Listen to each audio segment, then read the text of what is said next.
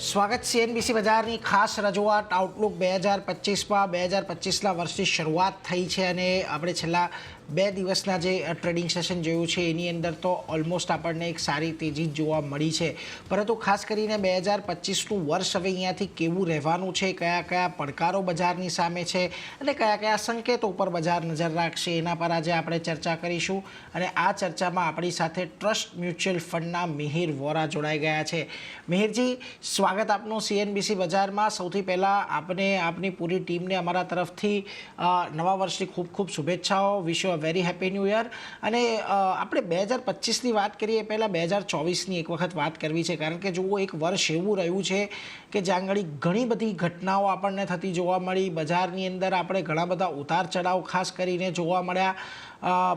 એક વખતે અહીંયા આપણે નવા હાઈ પણ બનાવતા ગયા, પરંતુ ત્યાંથી બજાર આપણને છેલ્લે ઘટીને બંધ થયું. ઓવરઓલ તમારી દ્રષ્ટિએ 2024નું વર્ષ શું તમારી અપેક્ષા મુજબનું રહ્યું છે ખરું? નમસ્કાર, તમને બી નવા વર્ષની શુભકામના અને તમારા દર્શકોને બી. 2024નું જે સાલ હતું તે બહુ ઇન્ટરેસ્ટિંગ હતું. બે ત્રણ વસ્તુ આપણે જોઈએ તો ખૂબીઓ જોઈએ તો એક તો જે લાર્જ કેપ ઇન્ડેક્સ છે નિફ્ટી, એ લગભગ 8-9% ઉપર હતું. એ સેટિસ્ફેક્ટરી છે, બહુ વધારે ના કહેવાય, બહુ ઓછું બી ના કહેવાય. પણ એમાં જોવાની વાત એ છે કે આ 9મું વર્ષ હતું, કેલેન્ડર વર્ષ આપણે જોઈએ તો 9મું વર્ષ હતું જેમાં કે આપણને નિફ્ટી અને સેન્સેક્સના પોઝિટિવ રિટર્ન્સ જોવા મળ્યા. 9 વર્ષ બેક ટુ બેક ઇન્ડેક્સના પોઝિટિવ રિટર્ન્સ, ખાસ કરીને લાર્જ કેપ ઇન્ડેક્સના પોઝિટિવ રિટર્ન્સ, એ આપણે સેન્સેક્સની હિસ્ટ્રી જ્યાંથી 1979થી ચાલુ થઈ છે, લગભગ 45 વર્ષથી સેન્સેક્સની હિસ્ટ્રી છે, 9 વર્ષ કન્ટિન્યુઅસ પોઝિટિવ આપણે કોઈ દિવસ જોયું નથી. તો આ એક પ્રકારનો રેકોર્ડ કહેવાય અને આપણે ખુશ થવું જોઈએ કે આપણે આટલું સરસ બજારે મોકો આપ્યો 9 વર્ષ પોઝિટિવ રિટર્ન્સ આપીને. સેકન્ડ વાત એ છે કે 2024ના જે રિટર્ન્સ હતા 8-9%, તે ઓલરેડી આપણે જોઈએ તો 2023ના રિટર્ન્સ જે બહુ સારા હતા, ઓલમોસ્ટ 17% આપણે રિટર્ન્સ મળેલા 2023માં, એની ઉપર આપણને 10% મળ્યા. તો એ બી એક બહુ સારી વસ્તુ છે કે બેક ટુ બેક આપણને સારા રિટર્ન્સ જોવા મળ્યા. અને ત્રીજી વાત એ છે કે આપણે મિડ કેપ અને જે બ્રોડર માર્કેટ છે, મિડ કેપ અને સ્મોલ કેપ ઇન્ડાઇસીસ, તે તો લગભગ 25%નું આપણે રિટર્ન જોયું. તો તે તો બહુ જ સારું કહેવાય. તો જ્યારે નિફ્ટીનું હેડલાઇન નંબર લગભગ 8-9%નું રિટર્ન છે, પણ જે બ્રોડર માર્કેટ છે તેનું રિટર્ન તો ઘણું જ વધારે સારું હતું. તો એ રીતે જોઈએ તો એક સ્ટોક પિકિંગ માટે અને સ્ટોક સિલેક્શન માટે કંપનીને આપણે ફંડામેન્ટલી અને વેલ્યુએશન વાઇઝ સિલેક્ટ કરીને પોર્ટફોલિયો બનાવીએ તો 2024માં ઘણી સારી ઓપોર્ચ્યુનિટીઝ હતી. તો મને લાગે છે એક બહુ ઇન્ટરેસ્ટિંગ વર્ષ ગયું. સેક્ટરમાં બી ઘણા બધા ફેરફાર હતા. ફોર એક્ઝામ્પલ, જે એક હાઈ બીટા સેક્ટર આપણે કહીએ છીએ રિયલ એસ્ટેટનો, તે બેસ્ટ પરફોર્મિંગ સેક્ટર આપણે હતું, 38% ઓલમોસ્ટ રિટર્ન આપ્યા. તો એક હાઈ બીટા. પણ એનાથી સેકન્ડ બેસ્ટ સેક્ટર હતું એ ફાર્માસ્યુટિકલ્સ હતું, જે આપણે લો બીટા અને સેફ સેક્ટર કહીએ. તો એક હાઈ બીટા અને વોલેટાઇલ સેક્ટરમાં બી હાઈ રિટર્ન્સ મળ્યા આપણને, અને બીજી બાજુ ફાર્માસ્યુટિકલ્સ અને હેલ્થકેર જેવા સેક્ટરમાં બી આપણને સારા રિટર્ન્સ મળ્યા. તો એક ઘણું જ ઇન્ટરેસ્ટિંગ વર્ષ ગયું મને લાગે છે, અને સ્ટોક પિકર્સ માટે મને લાગે છે બહુ સારા મોકા હતા, અને તેવું જ મને લાગે છે 2025માં બી રહેશે. એટલે જો 2024 એક સારું વર્ષ રહ્યું છે, 2025માં પણ એક એવી જ રહેવાની અપેક્ષા છે. પરંતુ મિહિરજી, અહીંયાથી ખાસ કરીને 2025ના વર્ષની સામે અત્યારે આપણે જ્યારે જોઈ રહ્યા છીએ ત્યારે થોડા ઘણા પરિવર્તનો અહીંયાથી આપણને આંખની સામે ખાસ કરીને દેખાઈ રહ્યા છે. અને એમાં સૌથી મોટું પરિવર્તન આ જ મહિને આપણને જોવા મળશે કે ટ્રમ્પ સાહેબ અમેરિકામાં પોતાના પદ સંભાળશે. ખાસ કરીને ત્યારબાદ એક બજેટ આવવાની તૈયારી ચાલી રહી છે અને અર્નિંગ સિઝન થોડા સમયની અંદર આપણે બજારની અંદર આવતી દેખાશે. એટલે આ બધાના એક ફેક્ટર આપણને બજારની અંદર ડેવલપ થતા જોવા મળશે. પરંતુ 2025 કે જે એક હજી પણ ઘણી બધી અનિશ્ચિતતાઓ વૈશ્વિક સ્તરે આપણને જોવા મળી રહી છે, ત્યારે ખાસ કરીને તમે એક કેવા 2025ની શરૂઆત ધારી રહ્યા છો? કઈ રીતે બજાર અહીંયા તમને રહેતું જોવા મળી શકે છે? અને ખાસ કરીને કેવી આશા લઈને તમે 2025ની અંદર અહીંયાથી પ્રવેશશો?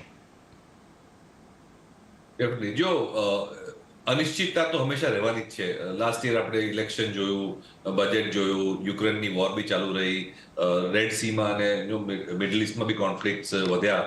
તો એ બધી અનિશ્ચિતતા તો મને લાગે છે આ વર્ષ બી રહેશે, અને માર્કેટે જે રિટર્ન્સ આપ્યા છે તે આ બધી અનિશ્ચિતતાને ઓળંગીને અથવા તો એની બાવજૂદ આપણે રિટર્ન્સ મળ્યા છે. તો આઈ થિંક ઇક્વિટી માર્કેટમાં આપણે ઇન્વેસ્ટમેન્ટ કરીએ છીએ તો અનિશ્ચિતતા અને વોલેટિલિટીનો આપણે સામનો કરવો જ પડશે, એનું કોઈ ચોઇસ નથી આપણી પાસે.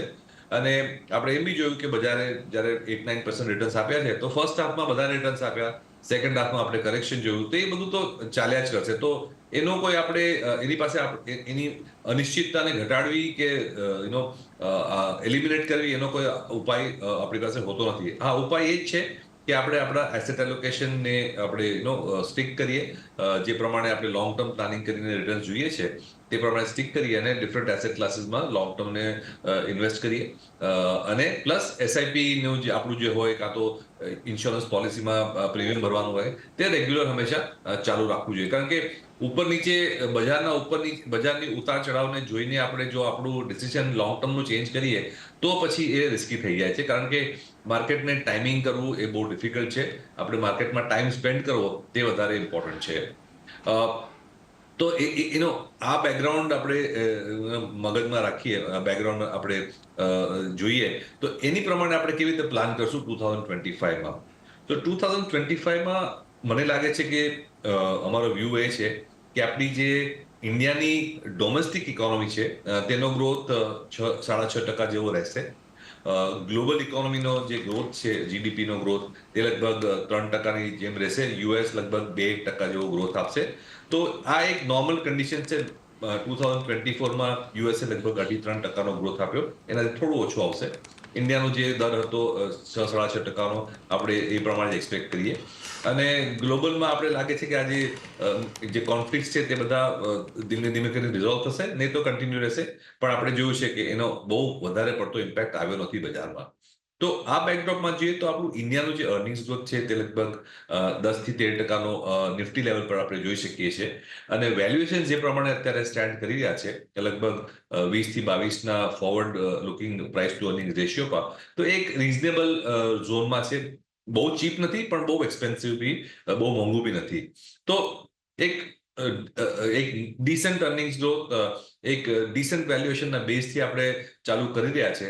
એનો મતલબ એમ છે કે અનલેસ કંઈ બહુ વધારે પડતું ખરાબ થઈ જાય, એક નોર્મલ મને લાગે છે માર્કેટ રહેવી જોઈએ. એમાં બજાર વધારે ઉપર બી જશે, વધારે નીચે બી જશે, પણ ઓવરઓલ મને લાગે છે એ વોલેટિલિટીને આપણે ઇગ્નોર કરીએ તો એક બેઝ સારો બની રહ્યો છે અર્નિંગ્સ અને વેલ્યુએશનનો. મને લાગે છે શોર્ટ ટર્મમાં જે અનિશ્ચિતતા છે તે મને લાગે છે ટ્રમ્પને ઇનોગ્રેશનની આજુબાજુ થશે. કારણ કે ટ્રમ્પે કહ્યું છે કે મેક ઇન અમેરિકા બહુ ઇમ્પોર્ટન્ટ છે એ લોકો માટે. ઇમ્પોર્ટ્સ પર ટેરિફની વાત થઈ રહી છે 20%ની લોટ ઓફ કન્ટ્રીઝમાં, ઘણી બધી કન્ટ્રીઝ માટે. ચાઇના માટે કદાચ એનાથી ઘણી વધારે ટેરિફ્સની વાત થઈ રહી છે. પણ એનો રિસ્ક એ બી છે કે જો એ લોકો ઇમ્પોર્ટ ડ્યુટી બહુ વધારે તરત જ, તો અમેરિકામાં ઇન્ફ્લેશનનો પ્રોબ્લેમ થઈ શકે અને બોન્ડ યુઝને બધું ઇમ્પેક્ટ થઈ શકે. તો ઇલેક્શન પહેલા વાત કરવી એક ચીજ છે, પણ એકચ્યુઅલી એને ઇમ્પ્લિમેન્ટ કરવું તે અલગ ચીજ છે. તો આપણે જાન્યુઆરી અને ફેબ્રુઆરીમાં આ બહુ સારી રીતે મોનિટર કરવું પડશે કે પ્રેસિડેન્ટ ટ્રમ્પ જ્યારે આવશે તો એ પછી આ ઇમ્પોર્ટ ડ્યુટીને જે મેક ઇન અમેરિકાનું છે તેની માટે કેવા ડિસિઝન્સ લે છે. લોંગ ટર્મમાં મને લાગે છે આના ઇમ્પ્લિકેશન્સ એ છે કે અમેરિકન કોર્પોરેટ સેક્ટરની પ્રોફિટેબિલિટી વધશે. અમેરિકન જે કંપનીઝ છે તે ઇન્વેસ્ટમેન્ટ મોડમાં જશે. તો મને લાગે છે આપણા જે મશીનરી એક્સપોર્ટ છે, કેપિટલ ગુડ એક્સપોર્ટ છે, તે બહુ સારું કરી રહ્યા છે અને એ કન્ટિન્યુ રહેવાની ઉમ્મીદ છે. એનો ફાયદો આઈટી કંપનીઝને બી થઈ શકે છે. કારણ કે જ્યારે કંપનીઝ ઇન્વેસ્ટ કરવાનું ચાલુ કરે છે અમેરિકામાં, તો ઇન્ફોર્મેશન ટેકનોલોજીમાં બી ઇન્વેસ્ટ કરે છે, તો આપણે આઈટી સર્વિસીસ કંપનીઝને બી ફાયદો થઈ શકે છે લોંગ ટર્મમાં. તો શોર્ટ ટર્મમાં અનિશ્ચિતતા રહેશે પ્રેસિડેન્ટ ટ્રમ્પને લીધે. લોંગ ટર્મમાં કદાચ આપણે એક્સપોર્ટમાં ફાયદો થઈ શકે છે. કારણ કે ઇન જનરલ આપણે જોઈએ કે અમેરિકા જ્યારે સારું કરે છે ગ્રોથમાં, તો વિશ્વની ગ્રોથને અને ઇન્ડિયાની ગ્રોથને બી ફાયદો થતો હોય છે. તો મને લાગે છે એ પ્રમાણે આપણે તૈયાર રહેવું જોઈએ. ડોમેસ્ટિકલી આપણે જે જોઈએ તો એક વસ્તુ આપણે જોવાની કે આપણી ફિસ્કલ ડેફિસિટ જે છે તેને માટે ગવર્મેન્ટ ઘણું જ સાવધાનીથી અપ્રોચ કરી રહી છે. અને ફર્સ્ટ હાફમાં જે ફિનાન્શિયલ FY25, તો માર્ચથી સપ્ટેમ્બર ઓફ 24માં ગવર્મેન્ટનું સ્પેન્ડિંગ એકચ્યુઅલી કેપિટલ એક્સપેન્ડિચરમાં બરાબર થયું નથી. મને લાગે છે કે એના વગર જીડીપી ગ્રોથ ને ઇમ્પેક્ટ થઈ શકે છે. તો આ જે હવે જાન્યુઆરી ટુ માર્ચ ક્વાર્ટરમાં મને લાગે છે ઘણા બધા જે સિવિલ વર્ક્સના, ઇન્ફ્રાસ્ટ્રક્ચરના, પાવર સેક્ટર એટસેટ્રામાં ડિફેન્સના જે ઓર્ડર્સ હતા તે હવે રિલીઝ થવાના ચાલુ થશે એક્સિલરેટેડ સ્પેસે. કારણ કે જો આખા વર્ષની જે બજેટની જે ટાર્ગેટ હતી તે જો સ્પેન્ડ કરવું હોય ગવર્મેન્ટે તો પછી આ 3 મહિનામાં ઘણું વધારે એક્સિલરેટ કરવું પડશે. તો મને લાગે છે engineering, capital goods, construction, railway, defence જેવા જે સેક્ટર છે જ્યાં એક્સપેક્ટેશન કરતા ગ્રોથ ઓછું આવ્યું હતું પહેલા 9 મહિનામાં, તે કદાચ ઓર્ડર બુક અને અનાઉન્સમેન્ટ લીધે એમાં બિલ્ડઅપ થઈ શકે છે. બીજી વાત એ જોવાની કે આપણું જે અર્બન અને રૂરલ કન્ઝમ્પશન છે તે એટલું સ્ટ્રોંગ નહોતું. તો એમાં કેવું ટ્રેક્શન આવે છે તે બી એક ઇમ્પોર્ટન્ટ ફેક્ટર છે માર્કેટ માટે. ઘણી લાંબી વાત આપણે 2025ની મીર સર તમે કરી છે. ખાસ કરીને ઘણા બધા મુદ્દાઓ છે જેને આપણે ખાસ કરીને અહીંયાથી ધ્યાને રાખવાના છે. પરંતુ મીર સર તમે જે એક વાત કહી તે વાતની થોડી આગળ વધારવા માંગુ છું. જો તમે કહ્યું કે અત્યારે આપણે જ્યારે શરૂઆત કરી રહ્યા છીએ ત્યારે આપણા વેલ્યુએશન જે છે થોડાક અત્યારે રિઝનેબલ સ્તરે આપણને ખાસ કરીને જોવા મળી રહ્યા છે. પરંતુ આપણને એ પણ ખબર છે કે mid cap, small cap, not ઇન્ડાઇઝની અંદર પરંતુ સ્ટોક સ્પેસિફિક પણ ઘણી બધી જગ્યાએ આપણે જોયું છે કે જ્યાં આગળ એક બહુ જ સારા રિટર્ન આપણને જોવા મળ્યા છે. તો ઓવરઓલ હવે આ આધારે 2025ની અંદર જો તમે રોકાણ કરવા જઈ રહ્યા હો તો તમારું ફોકસ અહીંયાથી વધારે ક્યાં રહેશે? તમે અત્યારે થોડા લાર્જ કેપ તરફ થોડા વધારે પ્રેફરેબલ રહેશો કે પછી મિડ કેપ, સ્મોલ કેપમાં પણ કે જ્યાં આગળ થોડા વેલ્યુએશન મોંઘા કશે હશે પરંતુ ત્યાં એક સ્ટોક આધારિત તમારો વ્યૂ રહેશે? કઈ રીતની રોકાણની રણનીતિ બજાર માટે તમે ખાસ કરીને 2025માં રાખશો? શ્યોર. સો ઇન્ડેક્સ લેવલ પર વાત કરવી એક અલગ વાત છે, પણ પછી એનાથી જ્યારે પોર્ટફોલિયો બને છે તો પછી આપણે સ્ટોક સ્પેસિફિક બી જોવું પડે છે. તો આપણે જ્યારે કહીએ છીએ કે large cap indices, for example Nifty છે, તેના વેલ્યુએશન રિઝનેબલ છે, તેનો મતલબ એમ નથી કે બધા નિફ્ટી સ્ટોક્સ આપણે લઈ લઈએ. સિમિલરલી આપણે જ્યારે કહીએ છીએ કે સ્મોલ કેપ્સમાં ગ્રોથ રેટ સારો છે તો એનો મતલબ એ નથી કે બધા સ્મોલ કેપ્સમાં આપણે અટ્રેક્ટિવ છે. તો I think beyond the point stock specific selection તો કરવું જ પડશે. જ્યારે આપણે 50-60 સ્ટોકનો પોર્ટફોલિયો બનાવીએ છીએ મ્યુચ્યુઅલ ફંડ માટે ત્યારે અલ્ટિમેટલી તો બોટમ અપ સ્ટોક સિલેક્શન કરવું જ પડે છે. બટ જ્યારે એગ્રીગેટની વાત કરીએ છીએ અને જ્યારે આપણે કહીએ છીએ કે લાર્જ કેપ ઇન્ડેક્સ સસ્તા છે તો એનું જે ગ્રોથ રેટ છે તે આપણે 10-13% કહીએ છીએ. જ્યારે આપણે કહીએ છીએ કે સ્મોલ કેપની ગ્રોથ વાત કરીએ છીએ તો તેનું ગ્રોથ રેટ એકચ્યુઅલી વધારે આવે છે, લગભગ 15-20% ગ્રોથ આવે છે. તો જ્યારે સ્મોલ કેપ ઇન્ડેક્સનું વેલ્યુએશન થોડું વધારે છે તેની સામે તેનો પ્રોફિટ ગ્રોથ બી વધારે છે. તો આ જે ગ્રોથ અને વેલ્યુએશનનું ઇક્વેશન છે તે આપણે ઇન્ડેક્સ લેવલ પર બી જોવું પડે છે અને સ્ટોક લેવલ પર બી જોવું પડે છે. ખાલી આપણે વેલ્યુએશન જોઈએ તો ન ચાલે, આપણે પ્રોફિટ ગ્રોથ બી જોવું પડશે. એઝ વી સ્પીક મને લાગે છે ઇન્ડિયામાં હજી બી સ્ટોક પિકની ઓપોર્ચ્યુનિટીઝ ઘણી છે. આપણી પાસે લગભગ 5,000 સ્ટોક્સ તો લિસ્ટેડ છે, પણ આપણે ક્વોલિટી ફિલ્ટર અને સાઇઝ ને લિક્વિડિટી બધું જોઈને બી લગભગ 800-1,000 સ્ટોક્સનું એક ઇન્વેસ્ટેબલ યુનિવર્સ બની શકે છે. તો તેમાં 40-50 સ્ટોક સિલેક્ટ કરવા તે બહુ મુશ્કેલ નથી, કારણ કે આપણી ઇકોનોમી હજી બી ડાયનેમિક છે, થ્રાઇવિંગ છે. ઘણા બધા નવા સેક્ટર્સ અને સેગમેન્ટ્સ હાઈ ગ્રોથના ફેઝમાં આવે છે જ્યારે આવી ઇકોનોમી ડેવલપ થાય છે ત્યારે. તો એ મને લાગે છે થીમેટિકલી તો આપણે અને સ્ટોક સ્પેસિફિકલી તો હંમેશા ઓપોર્ચ્યુનિટીઝ રહે જ છે માર્કેટમાં. મીરજી, તમે ઘણા બધા સેક્ટર્સ વિશે ખાસ કરીને સંકેતો આપ્યા કે જ્યાં આપણે અહીંયાથી નજર રાખવાની છે આવનારા સમય માટે.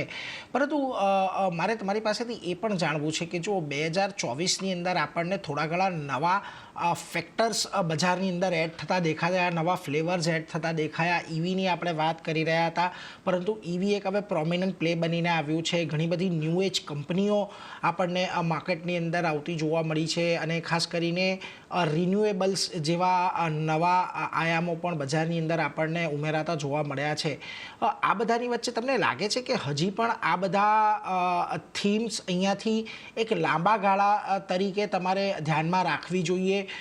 કારણ કે આપણે જોયું છે કે અહીંયા થોડા ઘણા વેલ્યુએશન પણ આપણને વધતા જોવા મળ્યા છે રિન્યુએબલ્સની અંદર ને એ બધામાં, પરંતુ હજી પણ તમને આમાં ગ્રોથની ઓપોર્ચ્યુનિટીઝ દેખાઈ રહી છે? ડેફિનેટલી. જ્યારે આપણી ઇકોનોમી $2,500-3,000 પર કેપિટા જીડીપી થી 5,000 10,000ની ડાયરેક્શનમાં જશે તો ઘણા બધા નવા સેગમેન્ટ આવશે અને આવતા રહેશે. આપણે જોયું કે 1990માં ફોર એક્ઝામ્પલ આઈટી સેક્ટર જેવું કઈ હતું જ નહીં, બેંક્સ બી લિસ્ટેડ નહોતી, પણ હવે આપણે જોઈએ તો બેંક અને આઈટી સૌથી મોટા સેક્ટર્સ થઈ ગયા છે બજારમાં. તો આવી ડાયનેમિક જ્યારે ઇકોનોમિક ચેન્જ થતા હોય છે તો નવા નવા સેગમેન્ટ્સ અને સબ સેગમેન્ટ્સ તો આવતા જ રહેશે. તો તેનું તો આપણે પ્રિપેર રહેવું જ પડશે. સ્પેસિફિકલી જો પાવર સેક્ટર અને રિન્યુએબલ્સની વાત કરીએ તો અમે આખી ચેઇન પર ઓલમોસ્ટ બુલિશ છીએ, કારણ કે પાવરની શોર્ટેજ તો છે જ આપણી પાસે, પણ ટ્રાન્સમિશન અને ડિસ્ટ્રીબ્યુશનની બી શોર્ટેજ છે. તો જનરેશન, ટ્રાન્સમિશન અને ડિસ્ટ્રીબ્યુશન ત્રણેય સેગમેન્ટ પાવરના આપણી પાસે શોર્ટેજ છે. અને નેક્સ્ટ 5-10 વર્ષ સુધી આપણે જેટલું બી ઇન્વેસ્ટમેન્ટ કરશું તેટલું ઓછું જ પડવાનું છે, કારણ કે આપણું જીડીપીનો ગ્રોથ નો ડિમાન્ડ કરતા વધારે સપ્લાય કરતા વધારે જ રહે છે. તો મને લાગે છે આપણી જે ઇનિશિયેટિવ્સ છે રિન્યુએબલ્સમાં, બોથ ઇન સોલાર, વિન્ડ અને હાઇડ્રોમાં, ત્રણેય જગ્યાએ આપણે જે જોઈએ કે આપણી ઇનિશિયેટિવ છે, તો આ ત્રણેયમાં મને લાગે છે ગ્રોથ રેટ્સ ઘણા સારા છે. અને અમારા પોર્ટફોલિયોમાં એક્સપોઝર ઇક્વિપમેન્ટ મેન્યુફેક્ચરર્સમાં બી છે, અને ઇપીસી માં બી છે, જે રિન્યુએબલ્સ માટે ઇપીસી કરતા હોય છે, અને બોથ ટ્રાન્સમિશન અને ડિસ્ટ્રીબ્યુશન બધા સેગમેન્ટમાં છે. તો મને લાગે છે આ એક જે થીમ છે પાવર અને રિન્યુએબલ્સનો, તે એક લોંગ ટર્મ થીમ છે, લાંબા ગાળાનો થીમ છે, જેમાં આપણે લોંગ ટર્મનો વ્યૂ લઈને આપણે એ રોકાણ કરીએ છીએ. વેલ્યુએશન્સ આપણે મોંઘા લાગે ઘણા પોકેટ્સમાં, પણ માર્કેટ હંમેશા ફોરવર્ડ લુકિંગ હોય છે, અને જે સેગમેન્ટમાં માર્કેટને લાંબા ગાળા સુધી ગ્રોથ દેખાતો હોય છે તેમાં હંમેશા થોડું પ્રીમિયમ આપવું જ પડે છે આપણે. એટલે જો જ્યાં લાંબા ગાળાનો ગ્રોથ છે ત્યાં આગળ થોડું પ્રીમિયમ તો આપવું પડશે, પરંતુ તે છતાં આ બધા સેક્ટર એવા છે કે જ્યાં આગળ તમને એક સારી ઓપોર્ચ્યુનિટી બની શકે છે, એટલે એના પર એક ફોકસ તમારે ખાસ કરીને રાખવાનો છે. મીરજી, આની સાથે જ જે પ્રકારે ન્યૂ એજ કંપનીઓ, ટેકનોલોજી પ્લેટફોર્મ નવા આપણને માર્કેટમાં આવતા દેખાઈ રહ્યા છે, ખાસ કરીને અહીંયા આપણે જોઈ રહ્યા છીએ કે ઘણી જગ્યાએ પ્રોફિટેબિલિટી આવી છે, ઘણી જગ્યાએ નથી આવી. આ બધાને લઈને ખાસ કરીને તમને લાગે છે કે આવી જો કોઈક સારી થીમ તમે નજર રાખો છો? કારણ કે આપણે જોયું છે કે મ્યુચ્યુઅલ ફંડ ઇન્ડસ્ટ્રીએ પણ આ વખતે જે આઈપીઓઝ આવ્યા છે એ આઈપીઓઝમાં ખાસું એવું એન્કર ઇન્વેસ્ટમેન્ટ કર્યું છે, એટલે અહીંથી જે આઈપીઓ આવશે એના પર પણ તમે એક નજર રાખતા રહેશો? ડેફિનેટલી. સી, આ ન્યૂ એજ કંપનીઝનો જે આપણે કહીએ જે વિશ્વ છે તે બહુ મોટું છે. તેમાં બિઝનેસ ટુ બિઝનેસ મોડલ વાળી બી કંપનીઝ છે, બિઝનેસ ટુ કન્ઝ્યુમર જે આપણે B2C કહીએ છીએ તેવી બી કંપનીઝ છે, લોજિસ્ટિક્સમાં છે, કોસ્મેટિક્સમાં છે, આપણે કહીએ તો ફિનાન્શિયલ અને ફિનટેકમાં છે, ઇન્સ્યોરન્સમાં છે. તો બહુ મોટું કેનવાસ છે. એમાં બધી કંપનીઝને એક સેગમેન્ટ તરીકે આપણે ટ્રીટ ના કરવું જોઈએ. એક કંપનીનો ઇન્ડિવિજ્યુઅલ સ્ટડી કરીને આપણે જોવું પડે. પણ એક આપણે કહીએ કે એક ઓવરઆર્કિંગ જે થીમ છે, ખાસ કરીને B2C કંપનીઝમાં, તેમાં એ થાય છે કે જ્યારે એક કંપનીનું જે સબસ્ક્રાઈબરનો બેઝ છે તે બહુ મોટો થઈ જાય છે, તો પછી એ કંપનીની જે નેટવર્ક ઇફેક્ટને લીધે એન્ટ્રી બેરિયર બહુ વધી જાય છે. તો નવા કોમ્પિટિશનને આવવું બહુ મુશ્કેલ થઈ જાય છે. કોઈ કંપની પાસે 5, 10, 15, 20 કરોડનું જો સબસ્ક્રાઈબર બેઝ આવે છે, તો ભલે એ બધા સબસ્ક્રાઈબર્સ રોજ ટ્રાન્ઝેક્શન ના કરતા હોય, પણ એ લોકો સબસ્ક્રાઈબરના બિહેવિયરનો, સ્પેન્ડિંગ પેટર્નનો જે ડેટા હોય છે એ લોકો પાસે, તેનું માઇનિંગ કરીને બી કંપનીઝ ઘણું બધું ક્રોસ સેલ એટસેટ્રા કરી શકે છે. તો આ એક એન્ટ્રી બેરિયર બની જાય છે, અને આપણે જોયું છે કે આવી જે સેગમેન્ટ્સ હોય છે તેમાં વિનર ટેક્સ ઓલ જેવી સિચ્યુએશન થઈ જાય છે, અને અલ્ટિમેટલી 2 કે 3 પ્લેયરની માર્કેટ રહી જાય છે. તો એને લીધે પછી લોંગ ટર્મમાં પ્રાઇસિંગ પાવર અને લોંગ ટર્મ પ્રોફિટેબિલિટી ઘણી થઈ શકે છે. આપણે અમેરિકામાં જોયું, એમેઝોન કરીને જે કંપની છે તે લાંબા સમય સુધી એ લોકોએ લોસીસ બનાવ્યા હતા, પણ જ્યારે પછી સબસ્ક્રાઈબર બેઝ બન્યું અને ઇકોનોમી ઓફ સ્કેલ આવવાનું ચાલુ થયું, તો હવે તો એ કેશફ્લોનો ભંડાર થઈ જાય છે. તો આ એક માર્કેટ હંમેશા આજના પ્રોફિટને નથી જોતી, ઘણીવાર લોસ મેકિંગ બી હોય છે કંપની, પણ માર્કેટ એ જુએ છે કે આ જે સબસ્ક્રાઈબરનો બેઝ, કસ્ટમરનો બેઝ બન્યો છે, તેની ફ્યુચર વેલ્યુ શું છે, એ સબસ્ક્રાઈબર બેઝને આપણે કઈ રીતે માઇન કરી શકશું, કઈ રીતે આપણે એક્સપ્લોઇટ કરી શકશું, અને તેનું વેલ્યુએશન આ કંપનીઓને મળતું હોય છે. અમારો વ્યૂ એ છે કે લોંગ ટર્મમાં આ બિઝનેસ મોડલ્સ જે નવા છે અથવા તો એક્ઝિસ્ટિંગ બિઝનેસ મોડલને કોમ્પિટિશન આપી રહ્યા છે, તેમાં ડેફિનેટલી સ્ટોક પિકનો ઘણો સ્કોપ છે. હજી તો આપણે 5-7 કંપનીઝ જ જોઈ છે લિસ્ટિંગમાં આવી છે, માર્કેટમાં આવી છે લિસ્ટ થવા માટે અને થઈ ગઈ છે. પણ હજી મને લાગે છે પ્રાઇવેટ ઇક્વિટી અને વેન્ચર કેપિટલ ફંડેડ ઘણી બધી નવી કંપનીઝ આવશે અને મને લાગે છે 2025માં બી આવા ઇન્ટરેસ્ટિંગ આઈપીઓ આવશે. 2025માં પણ આવા ઇન્ટરેસ્ટિંગ આઈપીઓ આવશે અને તમારે ખાસ કરીને અહીંયા કંપની ટુ કંપની સ્ટડી કરીને આગળ રોકાણ કરતા રહેવું પડશે. પરંતુ મીરજી, છેલ્લે આપણે જોયું છે 2024ના વર્ષની અંદર ન માત્ર ઇક્વિટી માર્કેટ પરંતુ જે અન્ય અસેટ ક્લાસીસ છે, ગોલ્ડ કે બોન્ડ કે even in that case bitcoin, જો કે બિટકોઇનને હજી આપણે એટલું એ નથી કરી રહ્યા, પરંતુ ગોલ્ડ અને બોન્ડની અંદર પણ આપણે જોયું છે સારો એવો એક રિટર્ન ત્યાંથી પણ જનરેટ થયા છે. 2025ની અંદર જ્યારે આપણે અહીંયા થોડા ઇક્વિટી માર્કેટમાં જે રિટર્ન છે એની અપેક્ષા થોડી ઓછી રાખી રહ્યા છે, ત્યારે થોડોક મલ્ટી અસેટવાળો પણ અહીંયાથી તમે ફંડા અપનાવશો 2025 માટે?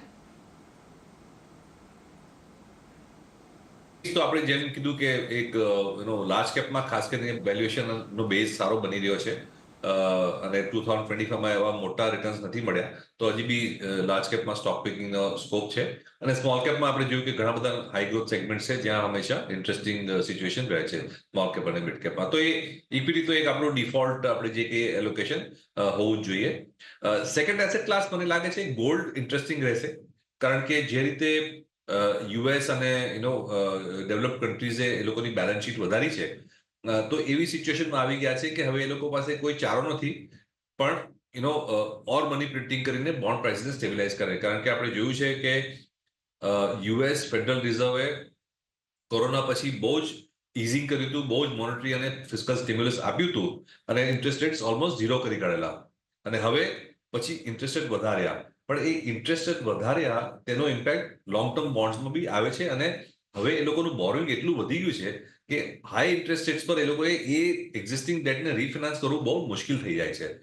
તો મને લાગે છે આ લોકોએ હવે ઇન્ટરેસ્ટ રેટ ઇઝિંગનું સાયકલ ફરીથી ચાલુ કર્યું છે. આપણે જોયું ફેડરલ રિઝર્વ બી રેટ્સ કટ કર્યા છે, ઓલમોસ્ટ 1% એટલે 100 બેઝિસ પોઈન્ટ રેટ કટ કર્યા છે, પણ એનો ઇમ્પેક્ટ બિલકુલ નથી આવ્યો લોંગ બોન્ડ્સમાં. અને લોંગ બોન્ડ યીલ્ડ એકચ્યુઅલી વધ્યા છે 100 બેઝિસમાં. તો હિસ્ટ્રીમાં પહેલી વાર થયું છે કે ફેડરલ રિઝર્વે 100 બેઝિસ પોઈન્ટ રેટ કટ કર્યો, પણ 10 year bond yield almost 100 basis point વધી ગયો. તો એનો મતલબ એ છે કે market is going to indicate to the Fed કે આ તમે જે હાયર ઇન્ટરેસ્ટ રેટની વાત કરો છો તે સસ્ટેનેબલ નથી.